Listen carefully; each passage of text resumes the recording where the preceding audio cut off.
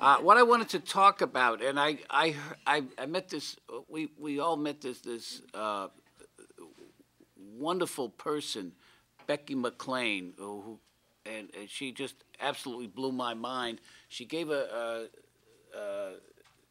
presentation on April 28, 2009 on whistleblowing and molecular biology and stem cell research outside some building on 3rd Street in Mission Bay. Yeah. Yeah, that huge complex. A lot of that's devoted to molecular biology, and what's happened to her is she's an expert in stem cell technologies. Was working at Pfizer in Groton, Connecticut, and she was on the safety committee at the institution there, and she started noticing some problems there. For instance, there were cases of some of these retroviruses were showing up on where they were eating, and she's would every time there'd be some kind of a safety problem, she documented at the committee meetings, and after a while, the company started getting very irritated with her. She couldn't get them to correct any conditions, and at one time she finally decided to write a letter to management and said, "Could you please explain the safety budget at Pfizer, which is the company's biggest, which is the country's largest pharmaceutical company, maybe the world's largest." How you deal with these unnecessary risks you put people through. And the environmental health and safety manager responded, "Well, this is how it's run. Pfizer's safety budget is based on what is legal, not necessarily what is safe."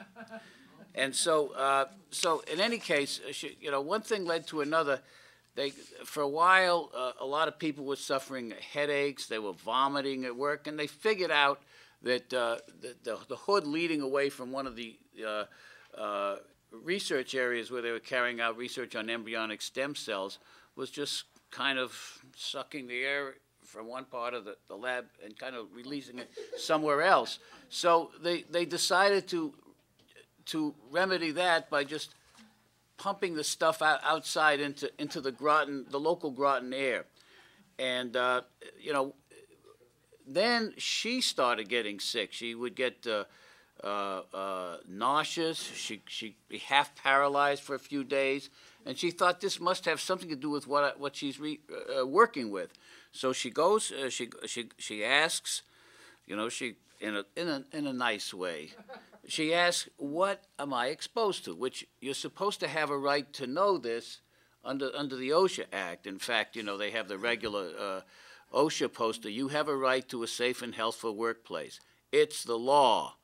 And that's in just about every workplace. It's supposed to be there. And so she tried to find out what she was actually exposed to. She figured it was one of these retroviruses. And they said, well, she was told it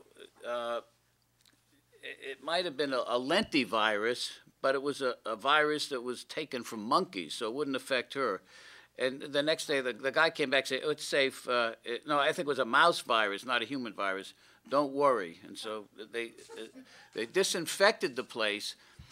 But in any case, she still couldn't find out the exact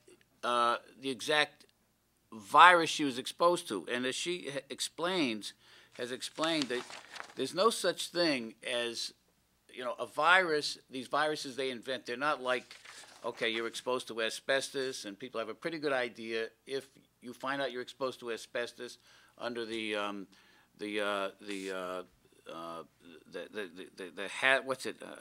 hazmat. What are those health? What's the acronym for the? You have to list the hazardous substance. Hazardous. MSDS. Yeah, the MSDS. You see, okay, it's asbestos or it's some solvent. You have an idea what the possible effects would be. Well, apparently, with these viruses, they're very particular, Each one is different. There's hundreds of them created every day, and if you don't know, you don't know. So finally she files an OSHA complaint to find out, loses her job right away. So in order to get her job back, she finally, she talks to the OSHA people. The woman said, well, I think there's a violation of the OSHA regs in the fact that you lost your job for making a complaint. But she said, you know, Becky, maybe it's a waste of time for you to protest this because there's only maybe one case in 200 is there a successful resolution, because we don't have the, you know, we don't have the people to deal with this.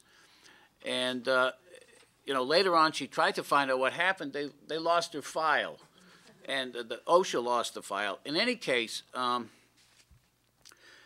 she started getting this reaction. The boss is saying, we don't see any future for you here. Why are you doing this? And so so here she is. She was fired. So she takes him to federal court, and without a union. And on April 1st, 2010, she won a $1.37 million judgment in Hartford federal court for violation of her free speech rights on the job. And so of course the company appealed it, and I should read you the what happened. They had a hearing on in October in New York City on the Second Circuit Court, made up of, get this, well, Dennis Jacobs, I don't know who that is, John M. Walker, who's former President Bush's cousin, and Sandra Day O'Connor, who's a retired Associate Justice of the Supreme Court. And she kicked their ass. What happened, his say on due consideration, the three appeals judges decided that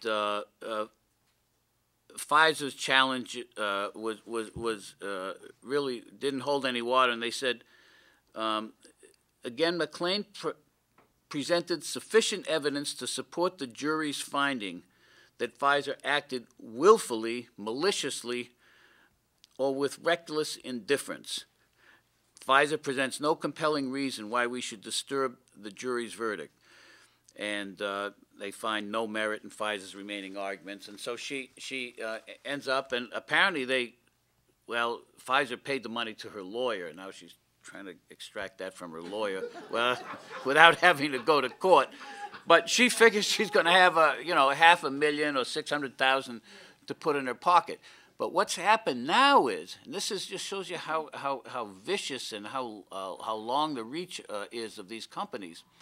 Her husband is a PhD pharmacist with the Public Health Service. He's a uniformed officer, and he was working at the FDA, doing inspections of factories in Asia, in Latin America, doing all kinds of very high-level work. And because of his wife's case, he starts getting under pressure. And so what's happening is, I mean, she doesn't have any source of income through her own work anymore because she's been fired. And her husband, makes a very decent salary, over $100,000. So they're getting by. They're doing well.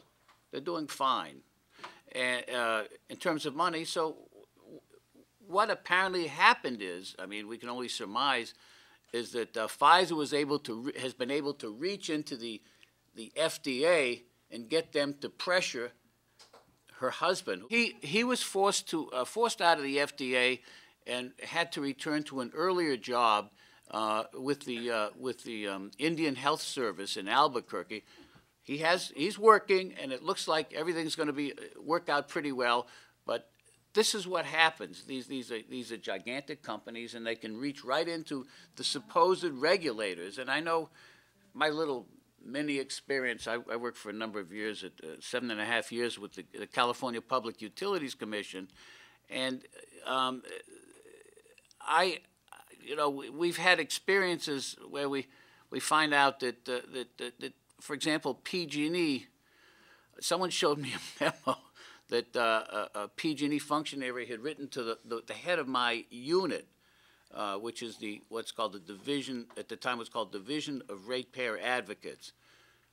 I don't know whom they advocated for, and there was a question of who should, the person at PG&E made it very clear in this written memo or email, don't let Berman work on on public power issues in the Yolo County, Davis area, because, we were involved in our own time, of course, trying to replace Pacific Gas and electrical service in 70,000 meters in Yolo County, Davis, West Sac, Woodland, and so forth.